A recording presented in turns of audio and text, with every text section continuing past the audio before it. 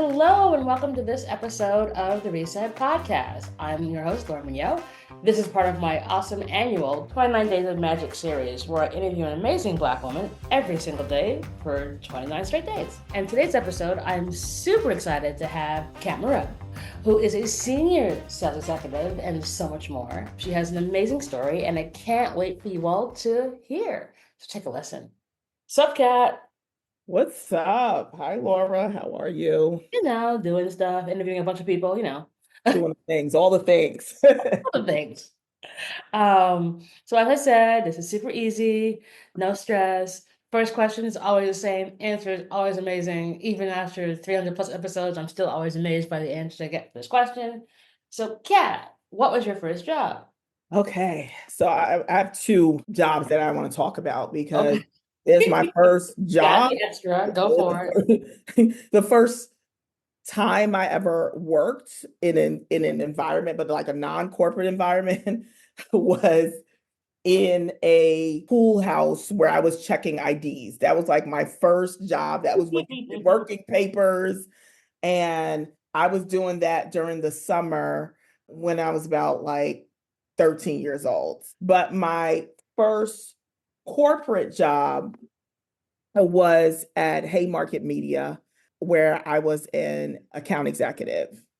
So that's where I really got my start in terms of corporate sales, whether it was print, digital, it was a publishing company.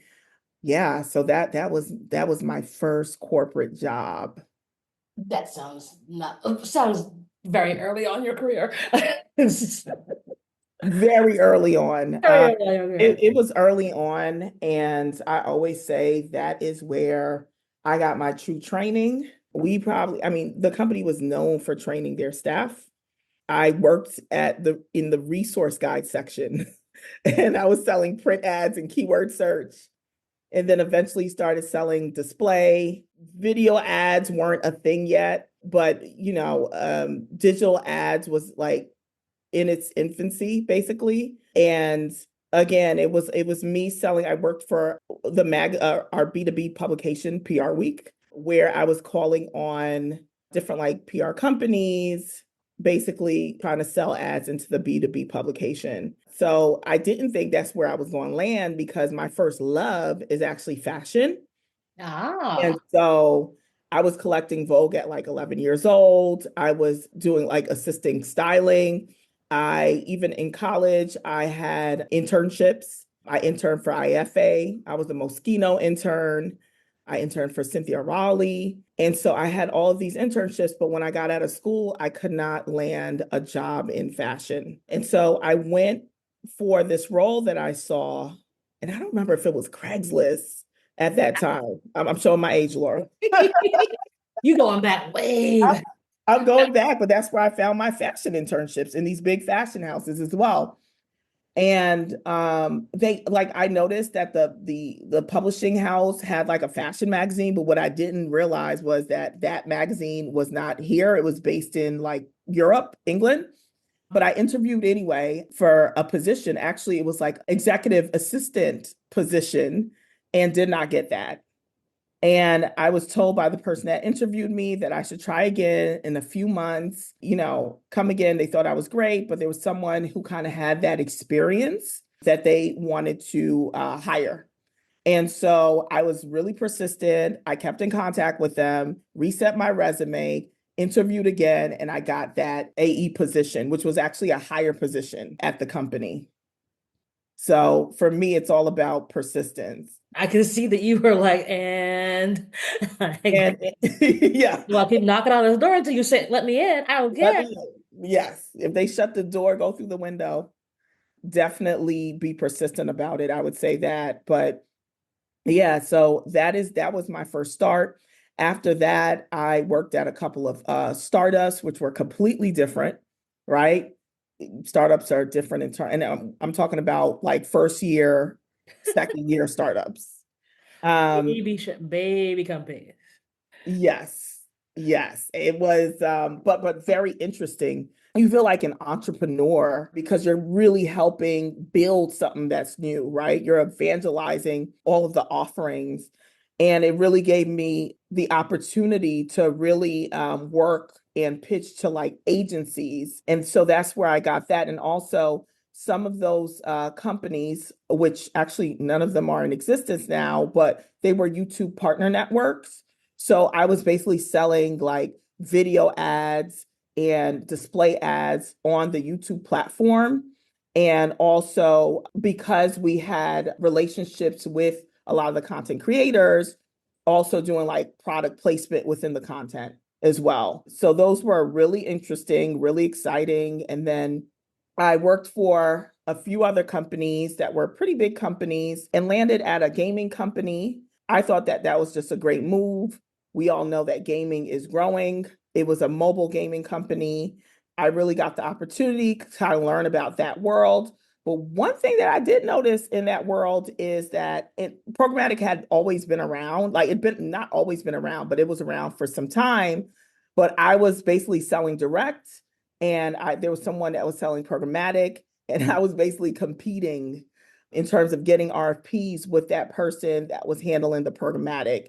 And I knew from then that I needed to learn about programmatic more. So anyway, I ended up at an ad tech company, and that is where I really got my start in that ad tech and programmatic world, which was a very big switch, but something that I needed. That's why I learned how about like CTV, and I worked at the DSP, and that company got acquired by a tech company, which is where I'm working at now. So I had quite different experiences with each company that led me to this journey. But I feel like being that programmatic is where it's at, and obviously the tech industry is like a leading industry, I feel like all of it worked out really well up to this point.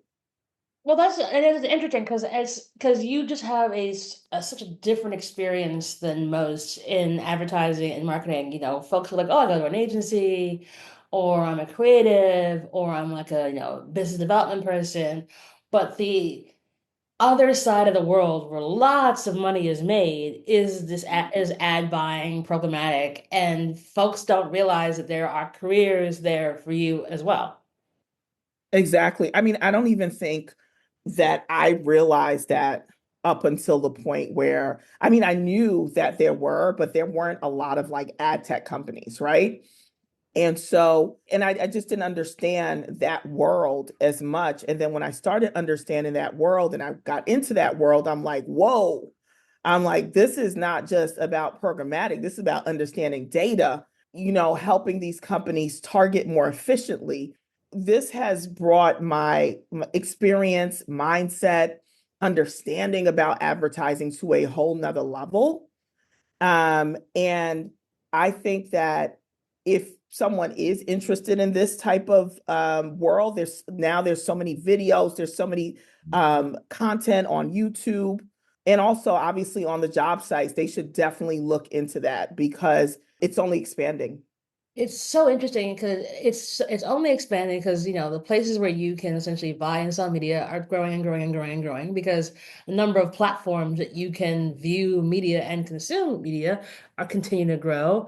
And the way to actually make money is through advertising technology. There's no way around this. Exactly. And it's evolving so much because now there's the integration of AI, which is another area that will only continue to grow. I feel like we've reached like this new period, like this new time. It's almost like a renaissance period. And we should take it serious. Like we should really get versed in this AI thing, because there's so many components of it, but even choosing one and kind of learning about that aspect, right? Whether it's like generative AI, like machine learning is not new, but the way that we use it, whether it's like day to day for in advertising or in other areas, has changed, continued to change.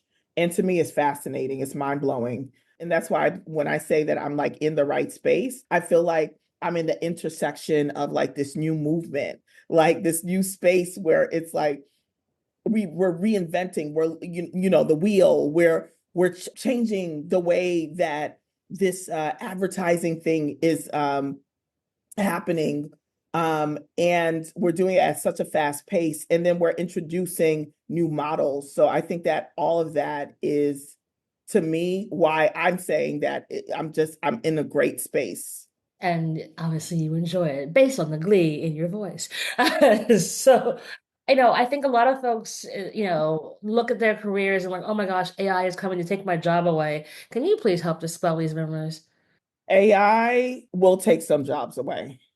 Okay. No, not all, some. But AI will not take all jobs away. You actually need folks to work on the back end of AI as well, right?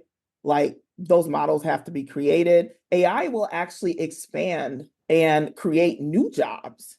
And that's why I think that people should really get an understanding of not just AI in general, but the different types of ways that people are using AI in the industry and see if it aligns with anything that you're interested in and possibly see if that's something you can learn on the side or even if you're looking for obviously a new role, a new opportunity to look into that. But it's definitely not. I felt like people thought that way maybe when the internet, when we first had access to the internet. I mean, I remember watching clips and they were like, there's of news reporters talking about like email and how, they don't know how this thing will work. And now I don't know anybody who doesn't have an email address, right?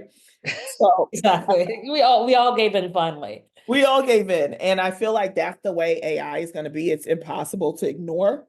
Like I said, AI is not new. Machine learning is not new, but the different ways we can use it are new and it helps in terms of making our lives more easier. I know I'm obsessed with certain platforms. It's impacting everything. I mean, it impacted the stock market the other day.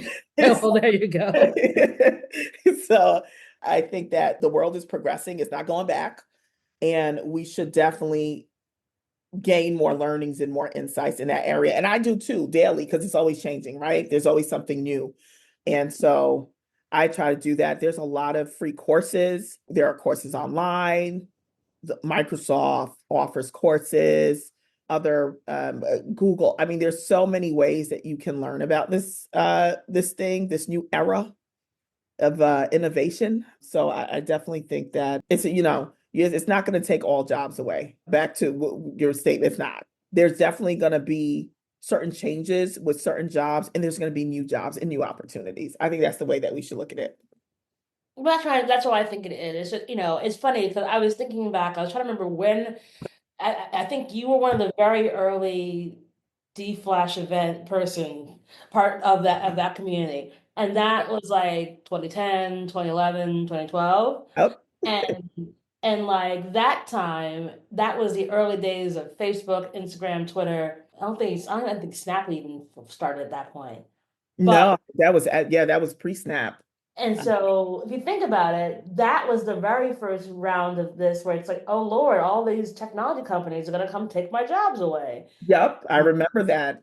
And I remember even when the whole programmatic thing came out and people were saying that, right? Like, oh my gosh, programmatic is going to take all our jobs because we were selling direct. And that's not what happened. That's not what happened. And I think, it's not it's one of the things. It's like if you see AI as a utility that it is versus, Terminator, it's going to put you in a better position. But the opportunities to make things more efficient, the opportunities to learn faster and, close deals quicker, offer something new. If you embrace that technology, it's going to end up helping. And as of everything, yes, it may cost some jobs, but it might open up folks different opportunities. Well, hey, listen, if I can't do this, I have these other transferable skills that could do this. Exactly. And they'll be needed in AI. I mean, there's so many different positions that are being open. You don't have to be an engineer either, right? That's one aspect. Listen, even in tech, like I'm really not highly technical. I thought prior to even being in tech that I had to have some type of background that was similar to like engineering, something very highly technical. I think you have to understand what you're selling, right? You have to understand the technology, the platform to a certain extent, but there are so many jobs. There's jobs in marketing, there's jobs in sales, there's jobs outside of those stereotypical tech jobs. And so again, I think it's about like just doing research and aligning because I feel like it's going to be the same thing. And I know it's the same thing with even like AI. As with everything, there's an opportunity. I think if you look throughout history, there's always been different technological revolutions, and it gives people an opportunity who may not have had an opportunity to, jump into an area. And those who were in it, it may give them the gentle nudge to do something different, or to, or rely on some other skills that they had left dormant. So I'm aiming to take the positive route of the world of AI versus, oh God, it's gonna eat me. So Exactly, exactly. And I think we should do that in general in life, right? Like there's so much negativity out there, but out of that negativity, there has to be like a positive side, there right? roses grow through concrete. So Exactly. it does happen. Speaking of which, so if you were to go back in time and talk to 18-year-old Kat, what would you tell her? Oh my goodness. You know what I would tell her? I would say live your dreams to the fullest. Don't sweat the small stuff. I feel like sometimes we get in our own way, right? And we just think about things that will not even matter. And I would tell her to travel more, even though I do travel a lot now, but I wish I traveled as much when I was younger. And just don't be afraid to do all the things that you really want to do. Because I feel like for me, I could have took even more opportunities at 18 and I didn't. Like I did take opportunities in terms of like my internships. You know, going to school and that sort of thing, but I felt like I could have even done more. But sometimes, that spirit of fear comes in, like that fearful spirit that's like, what if I'm not good enough? What if I can't? And I would love to tell any 18-year-old, you're good enough, you can, and you should. Try it. At least try it. You got nothing The to worst live thing that for. can come is that you fail, but then you try it again, right? Or Done. try something else. So that's what I would tell myself. Awesome advice. So obviously you're busy and you've got a lot of good things going on. What do you do for your self-care, my friend? So I do a couple of things for self-care. For self-care, I am a spa girl. I'm like, oh, my week is so busy. So I love getting my facials and getting my massages on a monthly cadence, basically. And then I also travel a lot. I feel like that is self-care for me. I love learning about new cultures, exploring. When I go to a country, I'll explore the museums. I love tasting the different foods. I love different like adventures within like travel. And so I think that for me, that's my self-care, giving myself a little break from everything else, my, day to day. Self-care to me is also being around positive people.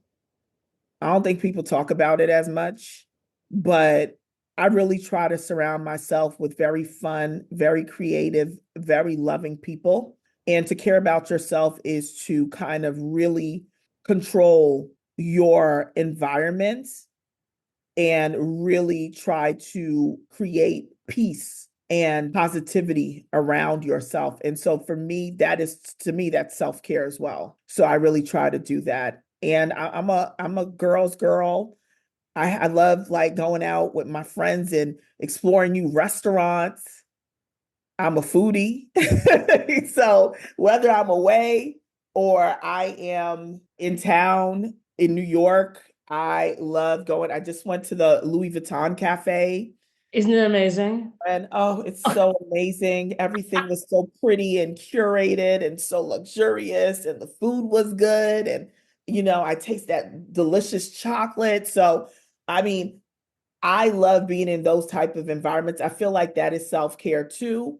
It was a little pause during my really long day. It was like a lunch. And so for me, it got my mind off of everything else, especially all the like negative news and all the stuff that is happening right now. So for me, that is self-care, being in, a different type of environment, a fun, positive, creative type of environment.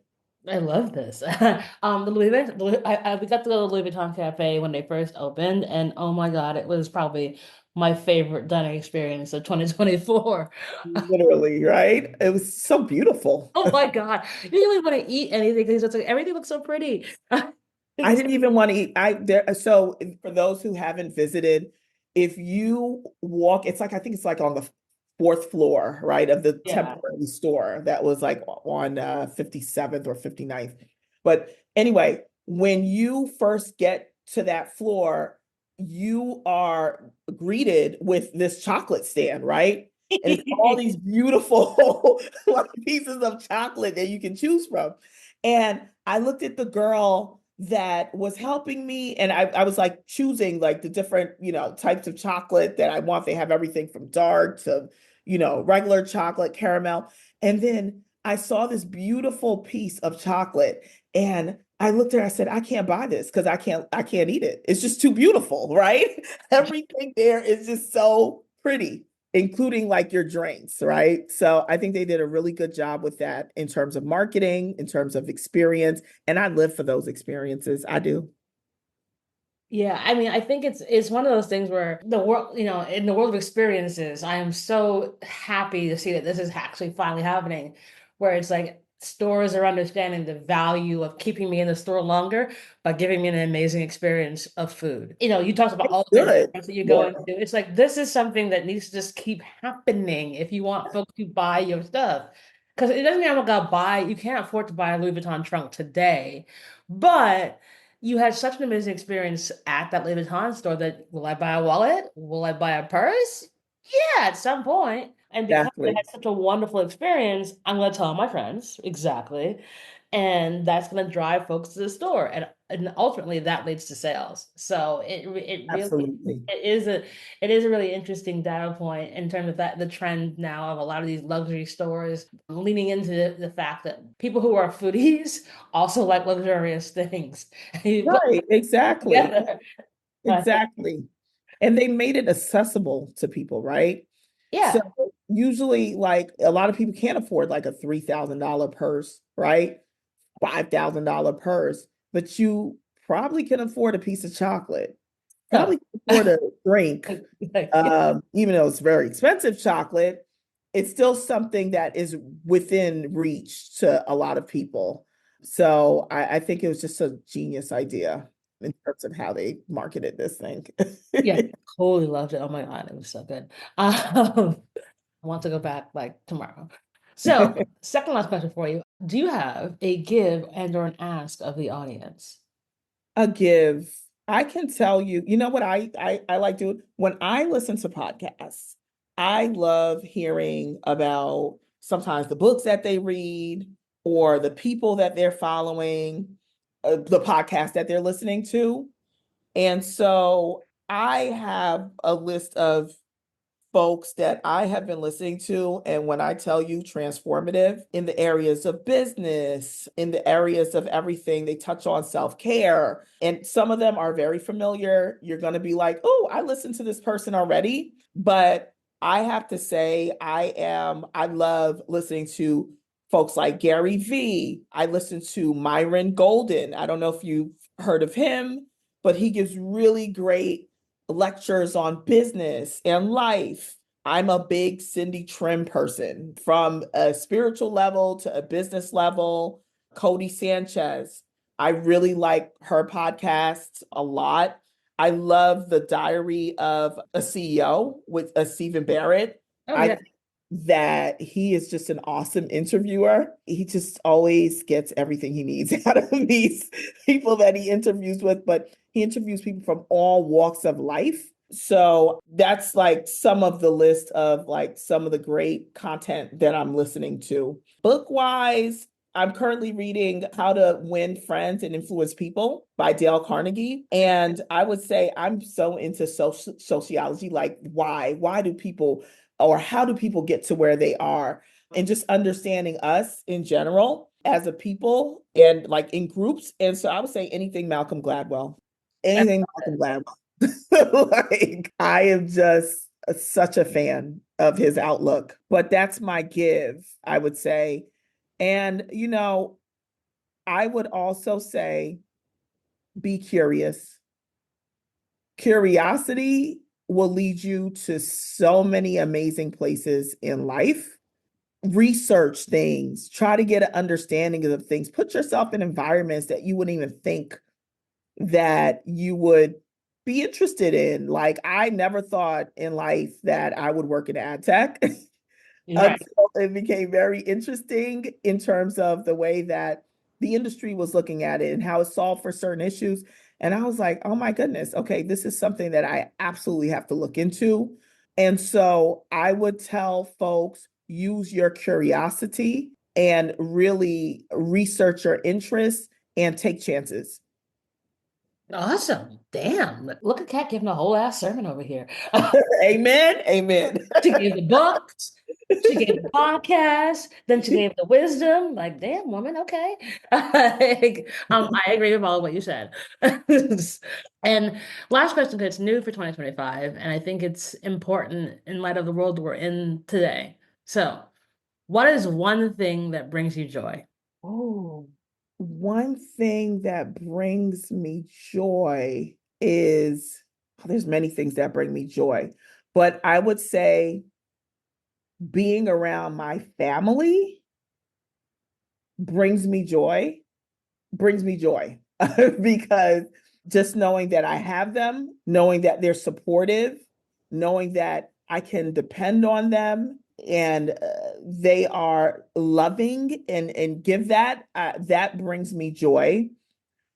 And learning brings me joy. I am a curious person. So every time I travel and I learn about new things, or I'm learning new things about a person, like Laura, like our last brunch, how we were learning certain new things about each other, that brings me joy. That brings me joy. I So love it. information and family, that brings me joy. Yeah. So why are you copying me, Kat? It's like, I mean, I don't ask the question. No one asks me questions because this is my show and my rules. But I would agree with you on both. I continually be amazed that folks don't realize the importance of being curious and what it can bring and the smiles it can bring to your own existence. But just being curious, Yep. uh, Yep. It you led me to a lot of places, a lot of great places, by the opens way. up so many doors. Well, speaking of joy, it has been a joy to have you on the podcast, which I knew it would be. You know, you're such a wonderful, brilliant, kind soul.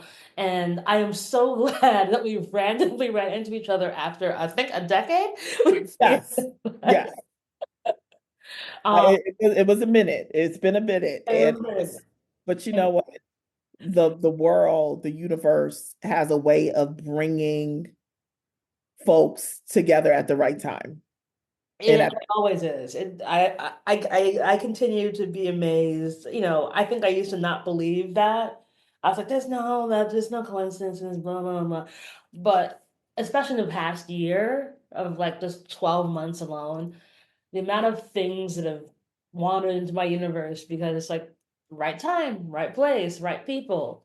So it's like when the universe provides when it provides, and not before, not after. So you are such a wonderful light, and I thank you so much for being part of 29 Days of Magic, because of course you're magical. Find out more information about all the great books and podcasts and Louis Vuitton Cafe that Kat mentioned in the show notes and to connect with her as well.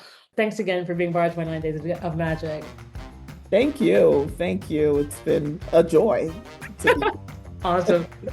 Thanks. And that's our show.